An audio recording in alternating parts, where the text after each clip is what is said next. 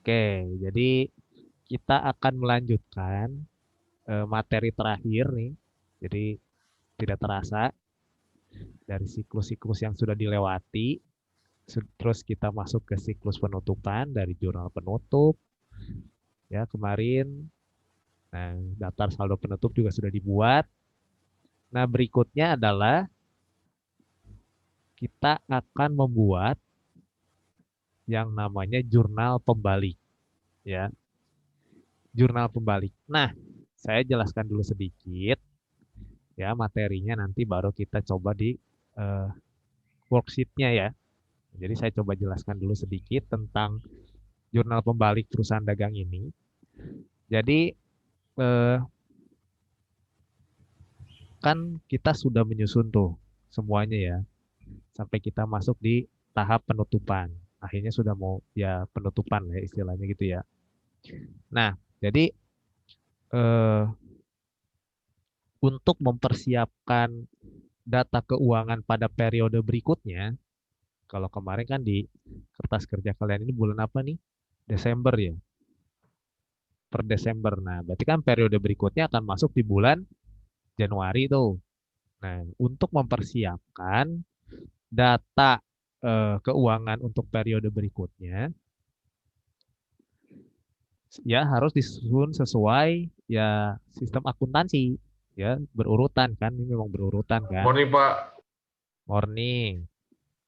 Nah, jadi ada beberapa akun real yang muncul dari proses penyesuaian yang perlu dibalik ya. Kalau kita bicara jurnal pembalik, ini berbicara tentang akun real. Ingat tuh materi waktu awal-awal kalian belajar ada akun real, ada akun nominal. Ya, akun real itu apa? Aset, utang dan modal, akun nominal itu pendapatan dan beban. Nah, ini kalau kita bicara jurnal pembalik, ini bicara tentang akun real. Kalau akun nominal kan udah ditutup kemarin kan, udah selesai tuh. Pendapatan dan bebannya sudah dihitung semua kan, sudah ditutup juga semua. Nah, ini berhubungan dengan akun realnya, yaitu aset, utang, dan modal. Nah, jadi kalau kita lihat dari definisinya atau pengertiannya, jadi jurnal yang dibuat pada awal periode akuntansi sebagai akibat adanya penyesuaian pada akhir periode sebelumnya. Nah, berarti kita perlu melihat data lagi yang ada di mana? Yang ada di data jurnal penyesuaian. Ya, jadi kan itu kalau kalian masih ingat di jurnal penyesuaian ada akun-akun yang harus disesuaikan tuh. Nah, itu kita lihat dari situ. Tapi tidak semua yang disesuaikan masuk ke jurnal pembalik. Hanya ada beberapa akun saja yang masuk di jurnal pembalik. Ya. Nah, jadi secara pengertian seperti itu tujuannya adalah untuk menghindari kesalahan pencatatan dan memudahkan pencatatan transaksi pada periode berikutnya.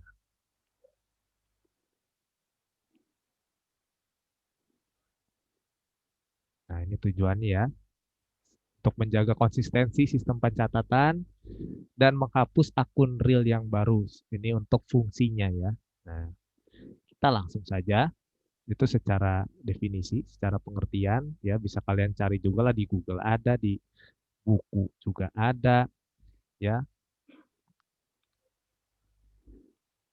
Nah, gimana sih cara membalik akun? Namanya kan jurnal pembalik. Berarti tadi kita udah tahu nih dari jurnal penyesuaian yang sudah dibuat, itu ada akun-akun yang dibalik atau masuk ke jurnal pembalik ini ya. Nah, caranya gimana sih?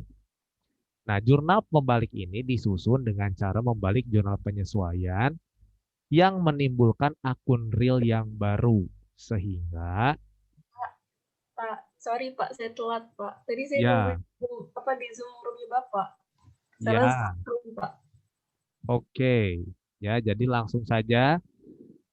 Jadi ini jurnal pembalik disusun dengan cara membalik jurnal penyesuaian yang menimbulkan akun real baru. Ingat di sini ya, ada kata kuncinya di sini menimbulkan akun real yang baru.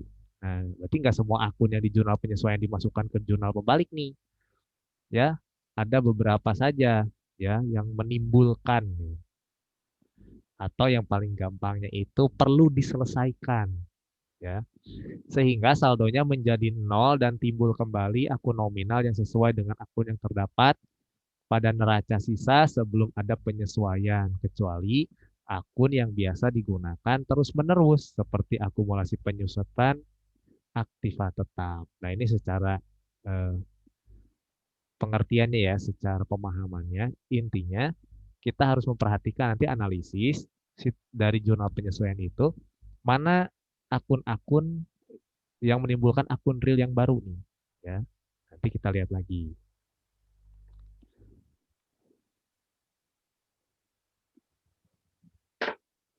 Oh, nah, ini ya, jurnal yang perlu dibalik dalam menyusun jurnal pembalik. Tidak semua jurnal penyesuaian dibalik yang tadi saya bilang, tapi hanya jurnal penyesuaian yang menimbulkan akun real yang baru. Nah, ini untuk lebih terperinci, jadi ada istilahnya tuh 4 nih, 4 pos kalau di jurnal pembalik ya. Ini akan kita coba jelaskan satu persatu nih. Ada pos antisipasi aktif istilahnya ya. Ada pos antisipasi pasif, ada pos transitoris aktif, dan ada pos transitoris pasif. Istilahnya gitulah ya kalau kita bicara rinci ya. Nah, dari eh, yang pertama ada namanya tadi pos antisipasi aktif. Jadi pos antisipasi aktif ini adalah pendapatan yang belum diterima dalam bentuk kas, akan tetapi sudah menjadi hak perusahaan. Contohnya ini, pendapatan yang masih harus diterima. Nanti kita lihat nih di jurnal penyesuaian, ada nggak yang termasuk ke sini? Pendapatan yang masih harus diterima. Ada nggak? Nanti kita lihat ya. Yang pertama kita lihat dari jurnal penyesuaian nanti akan dipindahkan ke jurnal pembalik. Itu pendapatan yang masih harus diterima. Nah, ini ya. Itu yang pertama. Pos antisipasi aktif. Yang kedua, pos antisipasi pasif. Pos antisipasi ini adalah biaya yang belum dibayar dengan kas, akan tetapi sudah menjadi kewajiban perusahaan. Contohnya kalau tadi pendapatan yang masih harus diterima tuh akunnya. Kalau pos antisipasi pasif artinya nih masih ada nggak beban yang masih harus dibayar di jurnal penyesuaian, lihat ya. Nah, ini yang kedua adalah beban yang masih harus dibayar. Kita lihat lagi nanti. Ada juga pos transitoris aktif, ya. Biaya yang sudah dibayar dengan kas akan tetapi belum menjadi kewajiban perusahaan, ya. Contohnya beban dibayar di muka. Nah, ada nggak yang termasuk beban dibayar di muka? Lihat nanti di jurnal penyesuaiannya. Yang keempat ada pos transitoris pasif, ya. Pendapatan yang sudah diterima, ya udah diterima kasnya, akan tetapi belum menjadi hak perusahaan. Contohnya pendapatan diterima di muka. Nah, ini ya, jadi ada 4 ya. Jadi yang dipindahkan ada 4 nih. Yang pertama, pendapatan yang masih harus diterima, ya, pendapatan yang masih harus diterima. Yang kedua, beban yang masih harus dibayar. Lalu beban dibayar di muka. Dan keempat, pendapatan diterima di muka. Nah, ini yang kita akan pindahkan ke jurnal pembalik. Nah, misalkan ini contohnya, saya ada kasih contoh di sini. Misalkan ini jurnal penyesuaian nih ya. Ini contoh nih. Ada penyesuaian di sini beserta saldonya nih. Nah, dari 6 ini, nah kita lihat mana yang dipindahkan saja berdasarkan tadi kan. Mana yang termasuk tadi pendapatan yang masih harus diterima, beban yang masih harus dibayar, beban dibayar di muka, pendapatan diterima di muka. Nah, ini kita masukkan ke jurnal pembalik. Berarti kita siapin nanti datanya adalah data jurnal penyesuaian. Nah, contohnya ini nih. Ya, kalau kita lihat di sini ada jurnal pembaliknya seperti ini. Beban yang masih harus dibayar nih, ya, beban gaji, ya. Nih, di jurnal penyesuaian kan kayak gini nih. Contohnya ada transaksi ini nih, beban gaji dan utang gaji. Artinya ada gaji yang belum dibayar. Nah, itu kan harus dibayar tuh, ya. Jangan ditunda, harus segera diselesaikan supaya masuk periode berikutnya kita harus dibereskan, diselesaikan. Kan nggak mungkin ini kita masih punya utang buat bayar gaji karyawan kita nggak bayarkan, harus segera dibayarkan. Nah, ini ya contohnya. Berarti tadi beban yang masih harus dibayar ya, termasuk beban yang masih harus dibayar. Kan? Nah, oke, kita langsung aja ya. Ini salah satu contohnya nih. Kita langsung ke, nah, kita langsung ke kertas kerjanya. Nah, kalian bisa langsung siapin kertas kerjanya sekalian. Oke, saya coba dulu siapin dulu ya. Bentar, saya coba siapkan dulu. Oke, sudah muncul ya di layar kalian ya, kertas kerjanya. Jadi seperti biasa, saya siapkan kanan kiri untuk mempermudah ya. Kalau kalian mau buat kanan kiri juga kayak begini boleh di copy dulu atau misalkan cuma satu nggak masalah sama aja ya. Nah, kemarin kita sudah di tahap ini nih.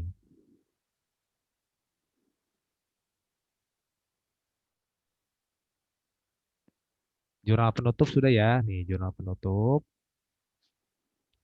Lalu setelah dari jurnal penutup kita posting ke buku besar ya. Terus akhirnya dari buku besar kita lihat saldo penutupnya sudah kita masukkan juga ke sini kan. Nah, berarti berikutnya kita akan buat di sini nih, jurnal pembalik. Ini ada namanya nih, jurnal pembalik. Nah, ini akan kita buat. Nah, berarti kita siapkan dulu berarti datanya data jurnal penyesuaian. Lihat lagi ke atas. Lihat lagi ke atas, lihat data jurnal penyesuaian.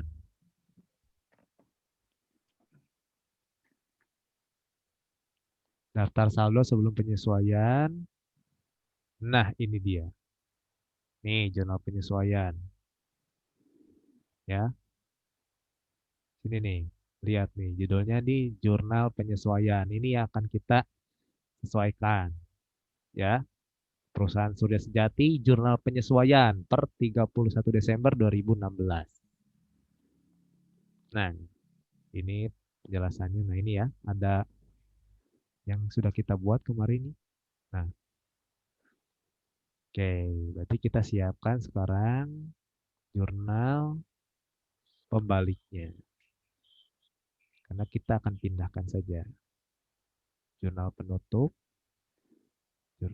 daftar saldo. Nah, ini nih jurnal pembalik. Bentar, saya turunin dulu biar rapi. Nah, ini ya, ada judulnya sudah jelas nih jurnalnya nih. Jurnal pembalik perusahaan Surya Sejati, jurnal pembalik nih ya. Berarti kita akan pindahkan ke sini nih. Oke.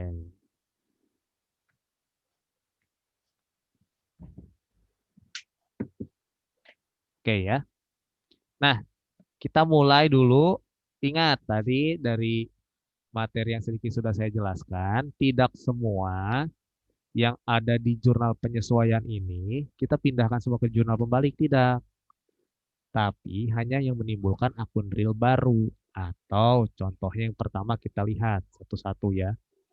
Ada nggak di sini? Ada berapa nih? Ada 6 ya. Sampai F. Ada 6. Ada 6 di jurnal penyesuaian ini. Ada nggak beban dibayar di muka yang dicatat sebagai beban? Ada nggak beban-beban di situ yang dibayar di muka? Contohnya beban asuransi. Itu kan asuransi biasanya dia dibayar 1 tahun. Terus misalkan sewa dibayar di muka. Nah, itu kan dibayar tuh. Ada nggak di sini? Ada nih. Nih, kalau kalian perhatikan yang bagian C nih. Di sini ada asuransi dibayar di muka. Tapi karena di jurnal penyesuaian kita sudah jadikan dia kita catat sebagai beban, berarti nggak usah dimasukkan ke jurnal pembalik. Karena udah selesai kan, nggak usah dibayar. Istilahnya udah nggak muncul lagi karena kita sudah jadikan beban. Dan ini sudah dihitung di laporan laba rugi, ya udah dihitung di daftar saldo penutup pun sudah tidak ada lagi beban asuransi karena kita sudah selesai di jurnal penyesuaian. Nah, berarti ini tidak usah dipindahkan ya bagian C. Tapi kalau misalkan nih pada di jurnal penyesuaian kan bisa dicatat dua nih, dicatat sebagai beban atau dicatat sebagai harta. Nah, kalau kamu catat di jurnal penyesuaian sebagai harta, itu harus dipindahin ke sini. Dicatat sebagai harta itu gimana sih, Pak? Nah, asuransi dibayar di mukanya di sisi debit, pasti. Beban asuransinya di sisi kredit. Nah, tapi karena ini sudah ditutup nih, kita sudah jadikan beban kan saya pernah bilang, kalau mending di jurnal penyesuaian itu yang sudah kita pakai, udahlah mending diselesaikan saja, dijadikan beban aja. Kan itu udah selesai. Nah, berarti kita udah selesai. Nah, ini nggak usah dipindahin karena sudah diselesaikan, ya. Nah, berikutnya, berarti ini ya, tadi ada nih, tapi dia sudah dijadikan beban, sudah dicatat sebagai beban nih, ya. Kalau belum dicatat sebagai beban, pasti beban ini, beban asuransi ini, pasti ada di sisi kredit nih, nominalnya, ya. Tapi karena dia sudah dijadikan beban, ya di sisi debit, sudah diselesaikan. Nah, berarti nggak usah, ya. Tidak usah dipindahkan. Yang C nggak usah, coret. Lalu kita lihat lagi, ada nggak pendapatan diterima di muka? Ya, ada nggak pendapatan diterima di muka? Kita lihat lagi, pendapatan diterima di muka. Ada nggak transaksi yang menyatakan pendapatan diterima di muka?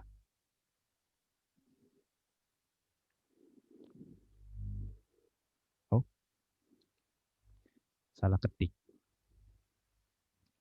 Nah, ada nggak pendapatan yang diterima di muka dan dicatat sebagai pendapatan? Contohnya pendapatan sewa dan sebagainya. Ada nggak? Nggak ada nih kayaknya nih. Ya, pendapatan diterima di muka yang dicatat sebagai pendapatan, pendapatan sewa atau sewa dibayar di muka. Ada yang bayar sewa sama kita, nggak ada kan?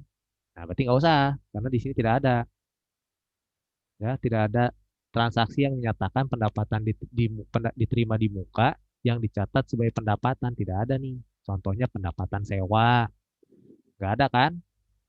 Nah, berarti tidak usah, nggak ada, berarti kan. Lalu kita lihat lagi, yang ketiga, beban yang masih harus dibayar. Ya, beban-beban yang masih harus dibayar. Kita lihat ada nggak di sini beban-beban yang masih harus dibayar. Beban asuransi udah, ya tadi kan kita sudah jadikan ini beban, coret. Lalu ini juga perlengkapan toko juga udah kita jadikan beban kan. Berarti nggak usah dipindahkan juga, coret. Beban penyusutan juga kita udah masukkan sebagai beban, coret. Nah, berarti kita lihat lagi, oh belum ke bawah. Nah, nah ini nih, lihat nih. Yang keenam nih, beban gaji bagian penjualan dan beban gaji bagian kantor. Nih ada utang gaji, kita belum bayar nih. Beban yang masih harus dibayar. Ini kan harus dibayar nih. Kita masih punya utang nih. Harus diberesin nih utang gaji kita. Ya, nah ini kita pindahkan nih. Karena ini termasuk beban yang masih harus dibayar. Ya kali tega amat kita nggak bayar gaji kita, gaji karyawan kita kan. Kita harus bayar nih. Segera mungkin. Karena besok berikutnya kita akan masuk ke periode akuntansi yang baru.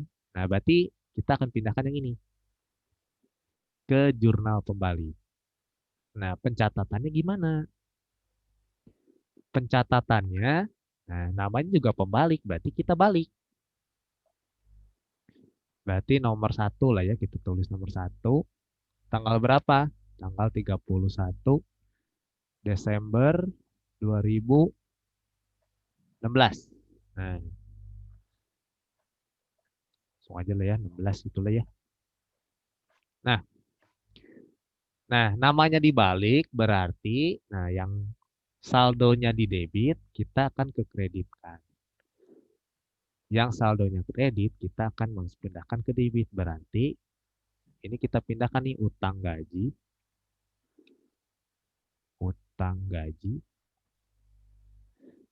432.000 ya. Nah, itu di debit, kreditnya berarti beban gaji bagian penjualan. Bagian penjualan sebesar 320.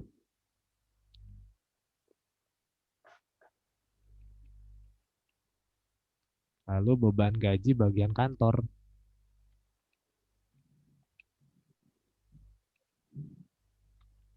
sebesar 112.000. Nah, ini kan harus kita bayar nih. Oke, save dulu. Nah, ini ya, ada nih beban yang masih harus dibayar. Karena kita belum tutup nih, kita belum selesaikan ini di jurnal penyesuaian. Kalau beban-beban yang lain nih, ini kan kita sudah tutup sebagai beban nih, kita sudah jadikan sebagai beban. Kita sudah bayar istilahnya, sudah pakai. Kalau ini kan belum, kita masih ada utang gaji nih yang harus kita bayar, ya beban yang masih harus dibayar. Nanti kita pindahkan sini, ya untuk segera nanti dibereskan, ya. Nah, lalu yang kedua, kita lihat lagi. Tadi yang pertama, beban dibayar di muka yang dicatat sebagai beban itu nggak ada. Pendapatan diterima di muka yang dicatat sebagai pendapatan juga nggak ada ya, seperti pendapatan sewa, sewa diterima di muka ya, itu nggak ada. Lalu beban yang masih harus dibayar nih ada nih utang gaji ya, kita punya utang gaji. Nah, itu kita pindahkan. Nah, yang keempat, pendapatan yang masih harus diterima. Kita lihat lagi. Ada nggak pendapatan yang masih harus diterima? Contohnya pendapatan bunga atau piutang bunga.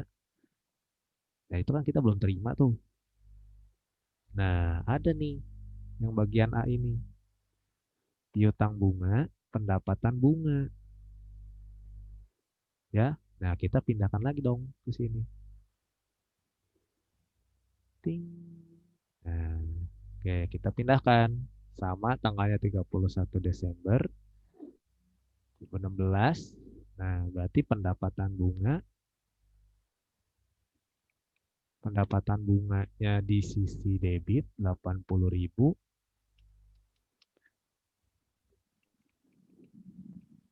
piutang bunganya